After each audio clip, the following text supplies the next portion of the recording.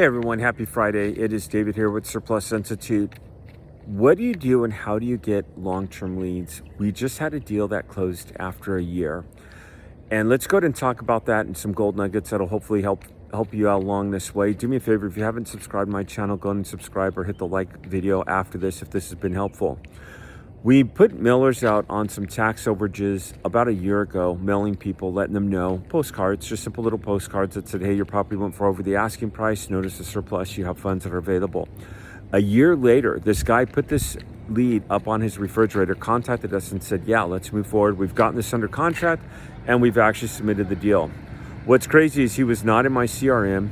He was not in any data that I had at all. And usually when someone makes my CRM, I've had some sort of contact with them where I've talked with them, and you get those deals that people tell you yes, and then you don't hear from them again. And what do you do there? You put them in your CRM. Now, why do I not put every single lead I ever have in my CRM? Well, let's say that this week there's 1,000 auctions that happen that I get notice of, or 1,000, let's go with 1,000 a month. And we have 1,000 leads that I've gotten between tax overages, different cities, maybe some previous auctions. And if I put all 1,000 of those in my CRM and then I had aggressive following up, I'd have more leads to follow up and then I'd know what to do with. I don't know if they've been paid out. Typically what I do is I take a list of leads, 100, and I aggressively market that 100 for 6 weeks.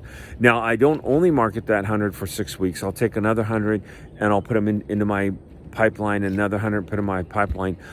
Out of those 100, and we're talking calling 2-3 times a week for the first several weeks, if not more. We're talking about emailing them, texting them, and sometimes mailers. We aggressively market this list. Anyone who's made contact with us out of that 100 will make our CRM. Now, if we're not hearing back from them, we don't bug them too much, but we let them know that we exist. And the way we do that is, hey, John, I know that we talked last week and I just got you the agreements. I want to make sure you've had a chance to look at those. Can I answer any questions that you may have? And we keep that persistence up and you will get deals that will close. I mean, it happens all the time. And people say, well, you know, they're not calling me back. They're not filling this out. Unfortunately, they talk to other people. People come up and they say, oh yeah, that's too good to be true. And your credibility gets knocked. And the way to overcome credibility, people always ask me about a website, and I guess objection to credibility is what I should say. A website helps. I've had a few deals off my website alone, but it's not going to make or break you, but it's something that gives you credibility, and you get a lot of free websites out there. There's a lot of information on free websites. So yeah, a website will help. If you do that, have your phone number up there and have the email that you're emailing them with, and make sure it's a professional email. Don't have some sort of junk email.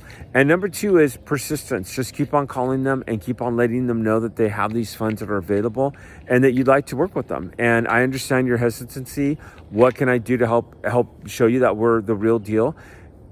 Also get a few people paid and maybe some state funds, parents, sisters, brothers, cousins, and have them write a testimony out for you. Just a brief testimony. Hey, David, this is John. Thank you for getting me paid on 123 Main Street. It was great. You're the real deal. I mean, something that will help show people that you actually have people that you've helped out. Pictures are really good. As you're starting, that's going to be hard to do. And I started off, when I first started the business, I did no testimonials at all. I've gotten a lot of people paid where it's like, wow, you know, and every once in a while I'll come across someone or talk to someone, and it's really cool to be able to say, hey, you know, yeah, you made me money, or you did this. It's awesome when you come across those kind of relationships. So once they make contact with you, they go in the CRM and you want to follow up and you want to continuously follow up. I had a case a while ago where it was a $4,000 commission, wasn't a huge amount.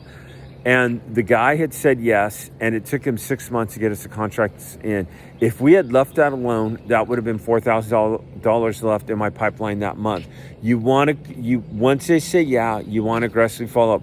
You will have some people that'll say yeah, and unfortunately they're going to go around you. You're going to have people that say yeah that are going to fall out of the cracks. But if you, I always say 60% of your market's going to be in the long term with the follow-up. Think about how many times you were going to buy something and you drove by a car lot and you're looking at cars, but you're not sure, and you're not sure if there's something better out there. You're not sure if it's a real deal, or you've done something and you were hesitant at first. Your clients are hearing from other people. They're seeing a lot of fraud out there. They're seeing a lot of different areas out there, and maybe they're shopping for a better deal of some sort. So you just want to continuously let them know you're there. I've had times where I've reached people, and the reason why they haven't gone with me is because they don't like my percentage. And they've said, hey, you know what? I think you're great and I like your action plan, but I don't like your percentage. Am I going to negotiate? Maybe. I'll say, you know what? Like, okay, what do you think is fair? And if it's a fair number, so like, let's say I'm going to make 4,000 on that deal, and they come back and they say half of that 2,000, I might come back and say, you know what? I've contacted you. I'm doing a lot of paperwork. We're doing a lot of filing, and we're going to make sure everything happens. We're going to personally handle your case. 2,000 is a little low. Would you, could you do any better than that? And I always try to let them come up with the numbers. I always try to get them to say the first number. I don't come back and say, how about 3? Well, how about 2,500, 2,800? And then typically they'll come back, and more often than not, they'll say, I'll do 3. And it's like, okay, if I send you the contracts today, and if we take this hit here, and I get you the contracts right now for 3,000, would that seal the deal? A lot of times I've gotten yeses. Okay, I'm going to send them to you right now. If I get these back, we'll go ahead and proceed forward. I will make this exception for today and today only. I will eat it from the rest of the company, and for today and today only, I'll make this exception.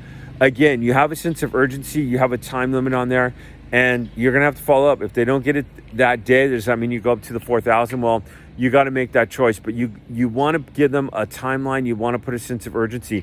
You don't ever want to make something up. When I talk to people about tax overages, a lot of times I'll see, the counties are really backed up.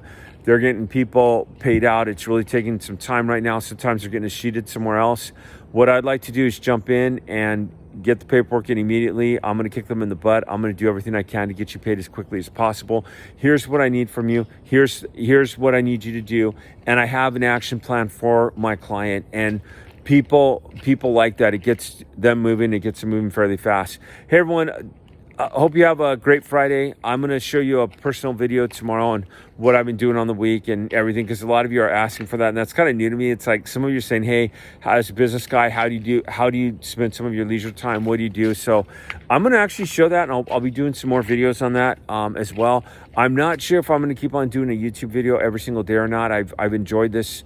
I came up with the challenge. Go ahead and try that and do that, and it's been great. And I love the community, and I love the feedback I've got, but we'll see. I'll definitely be doing YouTube videos weekly, but I might do every other day. I might do a few times a week. I'm going to play it by ear and kind of see what the demand is and how it goes. So feel free to email me or put in the comment sections your thoughts on that. I'll see you all around. Thanks again for watching.